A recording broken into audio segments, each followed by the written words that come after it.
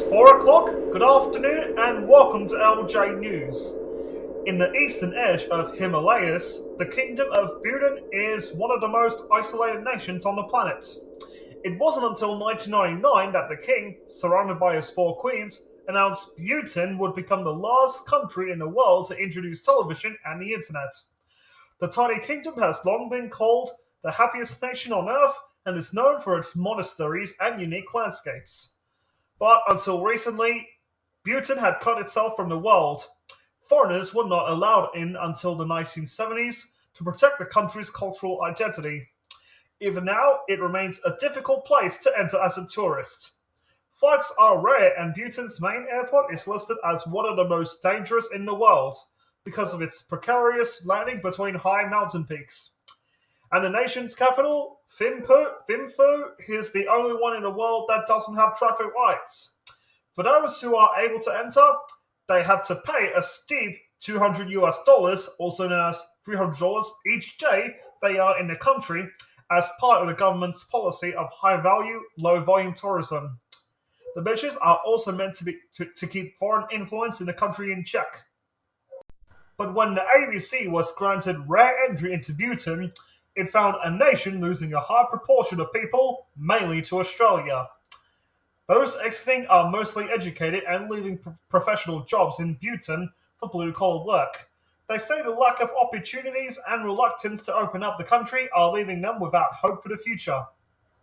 Bhutan's Prime Minister Lotay Tshering has acknowledged successive governments that may have failed these people, and with such growing discontent, it has put the country's happiness philosophy into question.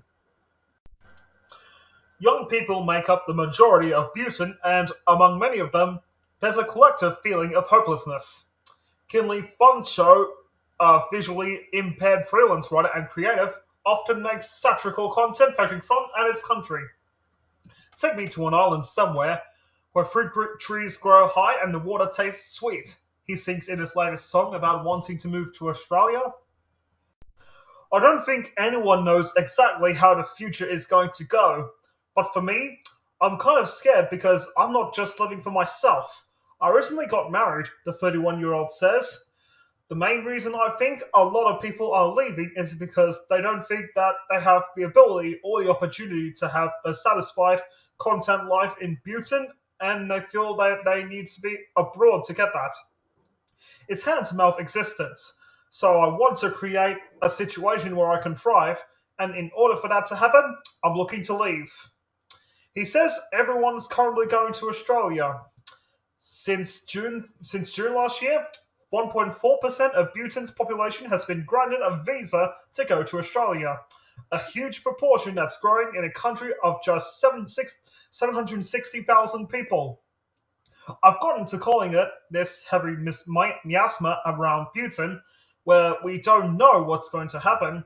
This unpredictable air is there, and it doesn't feel good, Mr. Funness Show says.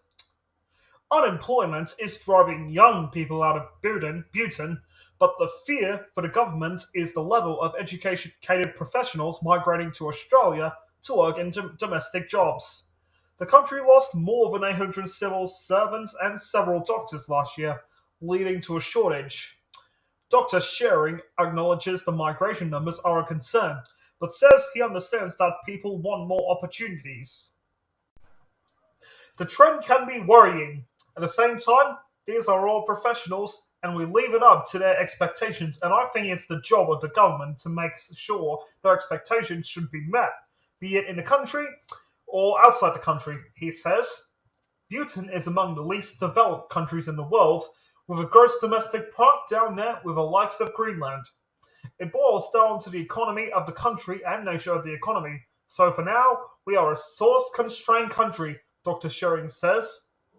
So I think this combination of least developed country, not having 21st century industries, not able to meet the expectations of the educated youth, is a dilemma that we are going through.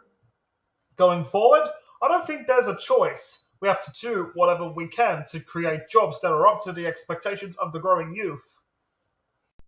Australia recently sent its first minister to visit the nation as it watches Bhutan's position wedged between India and China two feuding superpowers. Australia is really proud of the fact that we're the education destination of choice for young people from Bhutan. Assistant Foreign Minister Tim Watts says young people can come to Australia from Bhutan and they can develop their skills and expertise. They can build lifelong friendships. We think that international study in Australia really benefits both sides of the transaction, so people coming to Australia developing their own skills and expertise that they can bring back to their home country to contribute to their development. The Bhutanese Prime Minister also reiterated that the migration issue was not too much of a problem because many people eventually return to their home country. But the government has not released statistics on how many migrants actually return to Bhutan after gaining a degree or earning money overseas. His father was responsible for democratizing the country and converting it from an absolute monarchy to a constitutional monarchy with its first elections in 2007. Instead of having to wait for his father to die, the current king took over when he was 26 years old because his dad decided to abdicate the throne. He's now loved by locals for his boyish good looks, diplomacy, and charm. And when he married Commander Judson Pema, their wedding became the country's largest media event ever. The king has also committed to building Bhutan and instilling identity and pride among people, launching a program where citizens volunteer in disaster management and help the community. All over the country, the volunteers are dressed in orange uniforms. They're known as Disupps or Guardians of Peace. The coordinators say more than 35,000 people have signed up to the program in service to the king, adding that the website often crashes when they open for applications despite it being an unpaid role. I think it gives them meaningful engagement. At the same time, we do take care of our disupps wherever they are being deployed, and everybody has their high respect and huge motivation coming from the leadership itself. His Majesty, Program Coordinator Lieutenant Colonel Cecilia Chettery tells the ABC, proponents of the program say it's helped to give young people a sense of identity in a country where many feel they have no opportunities. All the disupps, they are His Majesty's, that's the main source of inspiration. They're volunteering across the country and it's amazing, he says. The program is designed not only to create skills and a response team in Bhutan, but to reinforce people's national identity in the country. I, as T-Soup, will keep service to my nation, but for my own safety and comfort, they pledge in their honor code. She's a part of a group of young Bhutanese choosing to stay to promote their country while everyone else leaves. I'm someone who has lived abroad for 5 years. I started in Thailand, and that's when I realized how beautiful Bhutan is. That's when I realized the importance of coming home, she says. I don't know about the rest, but I definitely find lots of opportunities, and I'm very involved in the creative industry. I feel like it's only fair if people choose to go out. It's only good for them, and if we are here to stay back, I think we see good in staying back.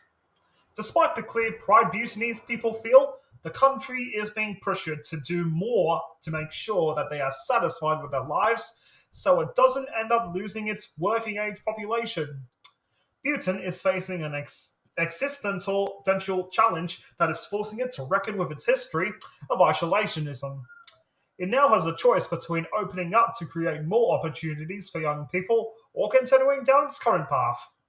More than 70% of Bhutan is under forest cover, resisting development by mandating the need to preserve the environment within its constitution. But Bhutanese people are calling for the government to put that same dedication into creating a hopeful and prosperous future for its citizens, so they don't feel the need to leave. I would like to see Bhutan to try to think differently, be a little more comfortable taking risks, and being a little more accountable, and being generally supportive of people who don't want to do things differently. Mr. Funso says, my hope is that maybe one day we will start pushing towards newer ideas and being more accepting of everyone's ideas, regardless of where they stand in the social hierarchy.